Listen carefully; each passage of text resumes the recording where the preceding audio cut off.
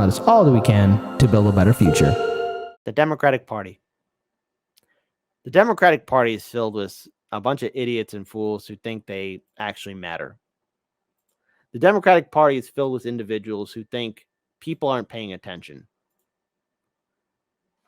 California's Newsom, the governor, Newsom, will run for president if Biden doesn't, according to a report. So let's talk about it. Yeah, this Jagoff, the guy who basically is systematically sinking California through his failed policies, who during the COVID lockdown cost small businesses and homeowners everything. California Governor Newsom is undeniably, unequivocally preparing to seek the Democratic presidential nomination in 2024 if President Biden decides not to run for a second term, and is poised to take on Vice President Kamala Harris, according to a report on Monday. Newsom, who recently challenged Florida's Republican Governor Ron DeSantis to debate over his sending 50 migrants to Martha's Vineyard, plans to make an announcement after the midterm elections once the president relays his intentions. Well, obviously, Joe 30330 is thinking he still has a little bit of swagger in the game, so it's kind of interesting. Plus, how much of a big slap is it in the face is this to Kamala Harris, who is the vice president, who, if Biden doesn't run, Kamala is going to want, theoretically, all of California on her side. And here you have DeSantis, not DeSantis, Newsom. Oops, sorry about that. Newsom, who is potentially throwing his hand in the ring too. What does it say about, what the Democratic Party thinks about Kamala? No ifs, ands, or buts. He will run if Biden does not, a leading California fundraiser told the outlet. Oh, wow. Hey, great. So we got all these corporations. Oh, what's this? All right. The governor, who is running for re-election against Republican Brian Dale in deep blue California, is expected to win easily, has also been running ads against in Texas to taunt Governor Greg Abbott about gun laws in the Lone Star State. But Biden, in an interview on CBS 60 Minutes Sunday, said it was much too early to declare his intention to seek a second term. Look, Jack, my intention, as I said to begin with, is that I would run again, Jack. Now, where's my ice cream? But it's just an intention. But as a firm decision that I run again, that remains to be seen. Now, excuse me while I try and find out where I'm at. That's a terrible Biden impression, but, hey, might as well make fun of the guy. Newsom, for the record, has said he has no interest in running for president, but he has in the past months been increasing his profiles outside of California. Great. So now all the liberals can now foam at the mouth and pretend they like him, just like everyone was going for Cuomo. Remember Cuomo-sexuals, that guy? The sad fact, I knew people that were just in love with Cuomo, calling him the greatest leader and somebody who should be president too. The fact that most of this country is brainwashed to worship these politicians really says a lot about this republic.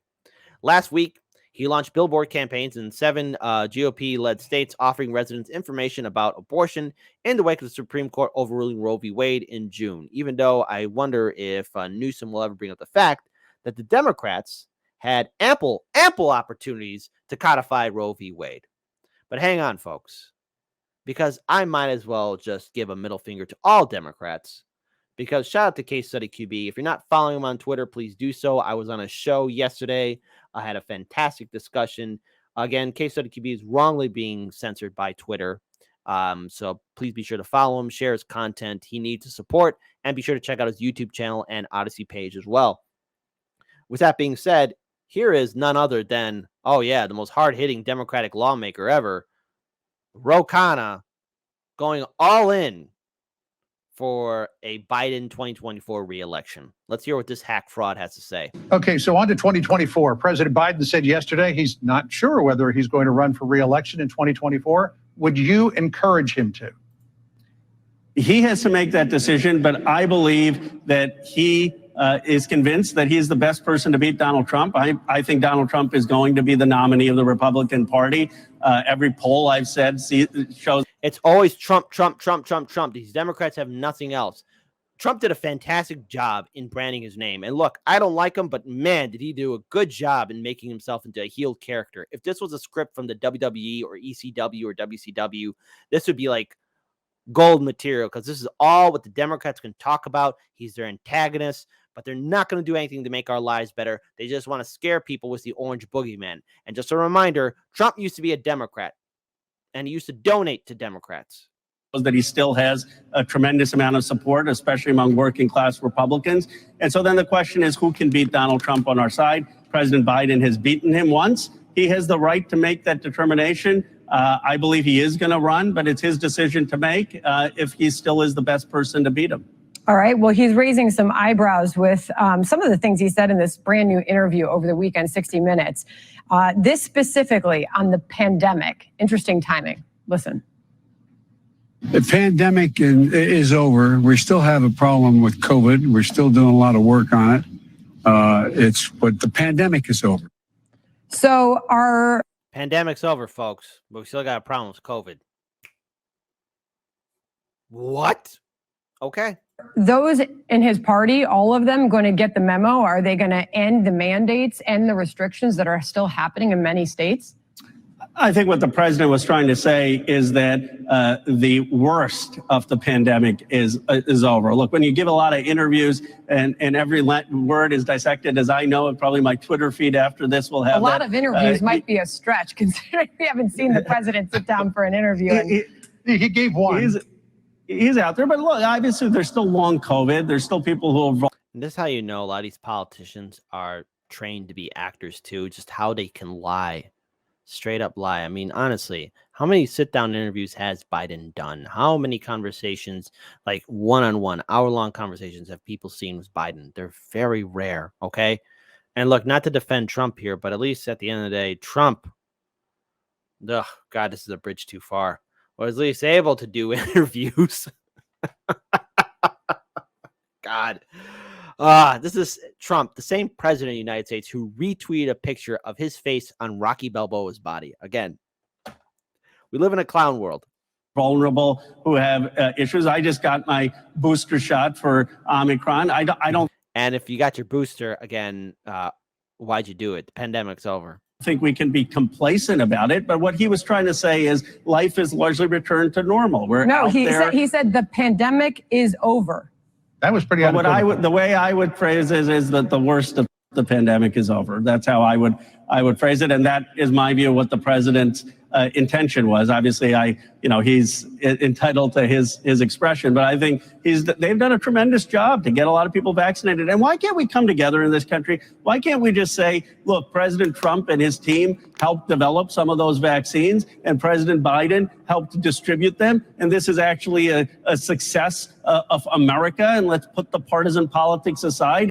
God, he sounds like the kid telling his mom and dad, please stop fighting. You both are great. And give credit to people on both administrations who helped develop the vaccines. Wouldn't that be nice? And wouldn't that be nice? And do you think that this president has followed through on his promise to best effort unite this country?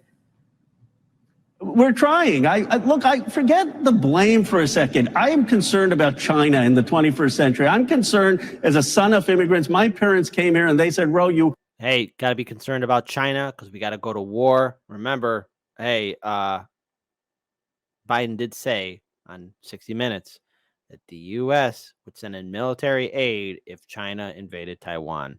Not only aid, but U.S. forces on the ground. So there you go. We're born an American. You won the lottery. This is the greatest country in the world. Richest country in the world, but we're number one in the prison population. We don't have Medicare for all for our people. Leading cause of homelessness is medical bankruptcy. We have an opioid crisis in this country. Our infrastructure is falling apart. Homeowners and renters are being kicked out of their homes. Small business owners are losing everything. Independent media is being censored and suppressed. We got money for regime change wars. We're bailing out banks and corporations. And of course, we got a two-party system that's owned by the corporations. And we got a corporate media that's owned by corporations that also own our politicians that constantly lie to us. In a very rare moment, I mean, at least the Fox News anchors in this rare moment, hold on, this is as far as I'm going to say, are somewhat pushing back at Khanna for being a liar, but they're no better because they're bad-faced actors too. And I want to make sure for my kids and for the future, we are the greatest country. And putting aside politics, I really think whatever we can do to come on, that's why I get criticized for coming on Fox News. And I say, well, how are we going to start to talk to each other? And so do I think we can do more to bring this country together? Of course, but we all have to start trying. Well, we appreciate the fact that you and your colleague Debbie Dingle are willing to weather the slings and arrows from your own party to join us on From Fox. Scary We do Us. appreciate it. You're not that scary, Fox News. All right. Enough of that. I'm not going to put you guys through that abuse any further. So what's the purpose of this segment? I want to show you all that at the end of the day, in 2024, it's going to be a lame clown show for us all. Whether or not Biden truly can run for re-election is a sight to be seen. If we see Trump versus Biden in 2024, it's two old men fighting over a cold bowl of soup, and that cold bowl of soup is America. Or is it that we get a primary of bad face actors like Newsom, like Kamala Harris? God forbid if Bernie Sanders decides to throw his hat in the ring for a third time in a row. I mean, I can only see someone get slapped around not once but twice, but for a third time, I mean, it's just a joke at this point. What I want all of you to take away from this is you don't owe the Republican Party or Democratic Party a vote. This midterm election cycle is going to be the canary in the coal mine. What I hope to see is that at least we see third parties making an impact. We see ballot initiatives, good ballot initiatives, making an impact for this election cycle. But no matter what happens, you have people waiting in wings who want to become the next big thing in American politics. And they're both in the Democratic Party and the Republican Party. And look, when Farron was joining me here yesterday, she said it perfectly. These politicians are thinking years ahead. They don't care about now or what's happening now or what's impacting their constituents.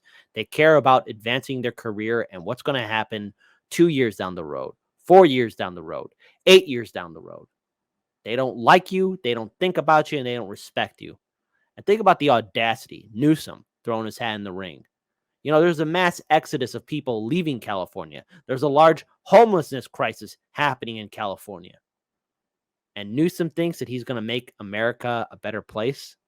Khanna thinks Biden's doing a fantastic job. I mean, kudos to him going on Fox News, but I mean, come on, Ro. You're not really that magnificent. And boy, oh boy, are you a professional liar. You missed your calling on being an actor, though. That's what you should have been doing with your life instead of wasting our time and the American people's time being in politics.